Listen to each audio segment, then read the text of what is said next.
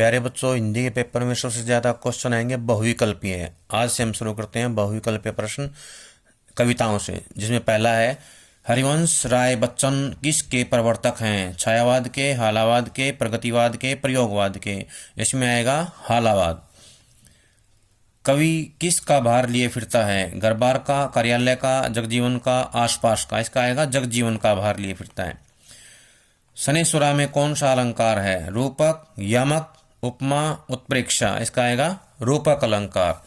आत्म परिचय कविता में कवि का संदेश क्या है? मस्ती, हंसी, सुधारवाद, निष्क्रियता। इसका आएगा मस्ती।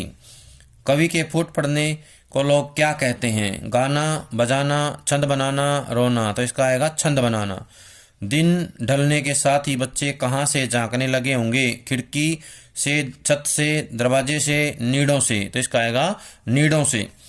कवि संसार से अपने आप को क्या कहलवाना चाहता है? प्रेमी, कवि, साहित्यकार, दीवाना। तो इसका आएगा दीवाना कहलाना चाहता है। अगला प्रश्न है, पथ में रात हो जाने के डर से कौन जल्दी जल्दी चलता है? कवि, पथिक, चिड़िया, शेर। तो इसका आएगा पथिक चलता है। दिन में पंथी क्या पाने की कामना करता है? मंजिल, शब्द के लिए, कठोर दिशाओं के लिए, इशारों के लिए। इसका आएगा मंजिल के लिए।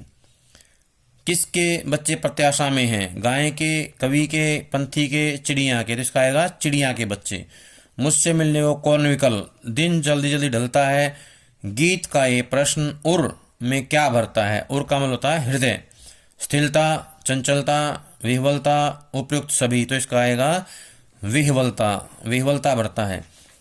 कविता में कवि ने तेज बौछारों के जाने के साथ किस महीने के भी चले जाने की बात कही है? सावन, फाल्गुन, भादो, आषाढ़। तो इसका आएगा भादो के महीने की बात कही है। पतंग उड़ाते हुए बच्चे किसके सहारे स्वयं भी उड़ते हैं? तो बताना है।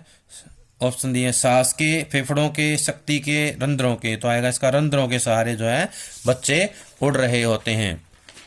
आकाश को किसने मुलायम बनाया है? ग्रीष्म ऋतु ने, शरद ऋतु ने, शीत ऋतु ने, वसंत ऋतु ने। तो इसका आएगा शरद ऋतु ने। शरद ऋतु ने जो है आकाश मुलायम बनाया है। पतंग कविता में खरगोश की आंखों जैसा किसे कहा गया है? बौछार को, लाल सवेरा को, पतला कागज, पतंग। तो इसका आएगा लाल सवेरा। लाल सवेरा जो है खरगोश की आंखों जैसा होता है। पतंग कविता में लाल सवेरा कैसा बताया गया है? खरगोश की आंखों जैसा, उजाला जैसा, कपास जैसा, चमकीला। तो यह आएगा खरगोश की आंखों जैसा जो है बताया गया है। पतंग कविता में चमकीले विशेषण किसके लिए प्रयुक्त हुआ है? पतंगों के लिए, शब्द के लिए, दिशाओं के लिए, इशारों के लिए। तो ये जो चमकीले शब्द है इशारों के लिए प्रयोग किया गया है। कपास किस अर्थ में प्रयुक्त हुआ है? मुलायम, रुई, कृषि उत्पाद, मखमल। तो इसका आएगा मुलायम के लिए। दौड़ते भागते बच्चे दिशाओं को किसकी तरह बजाते हुए चलते हैं? हारमोनियम, तबला, मृदंग, तानपुरा। तो इसका आएगा मृदंग की तरह जो है बजाते हुए चलते हैं दिशाओं को।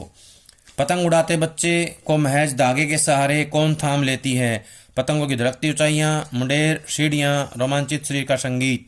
तो इसका आएगा पतंगों की धड़कती ऊंचाइयां जो है थाम लेती हैं। भादो मास किसका प्रतीक है? वह यह किस ऋतु में आता है? ऑप्शन है, उजाला हेमंत, अंधेरा वर्षा, गर्म रंग ग्रीष्म ऋतु, रूप शरद। तो इसका आएगा अंधेरा। वर्षा ऋतु इसके लिए ऑप्शन सही है, अंधेरा और वर्षा ऋतु में आता है। शरद ऋतु किसका प्रतीक है? रंग का, रूप का, उजाले का, अंधेरे का। तो यह आएगा उजाले का प्रतीक है। छतों से गिरने और बच जाने के बाद बच्चे क्या बन जाते हैं? तो इस ऑप्शन है, निडर, हताश, भयभीत, योद्धा।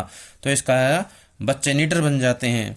पतंग उड़ाने वाले बच्चों के झुंड को शरद कैसे इशारों से बुलाता है? चमकीले, हठीले, नाजुक, भड़कीले।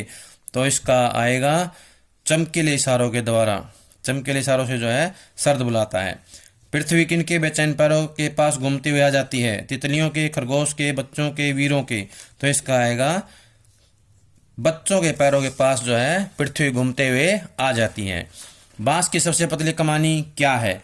बांसुरी, नैनी, छड़ी, पतंग। तो इसका आएगा पतंग। बांस की जो सबसे पतली कमानी है वो पतंग में प्रयोग की जाती है। पतंग की ऊंचाइयों को कैसा बताया गया है? फिसलती, धड़कती, फड़फड़ाती सहमी, तो इसका आएगा पतंग की ऊंचाइयाँ धड़कती हुई बताई गई हैं, धड़कती।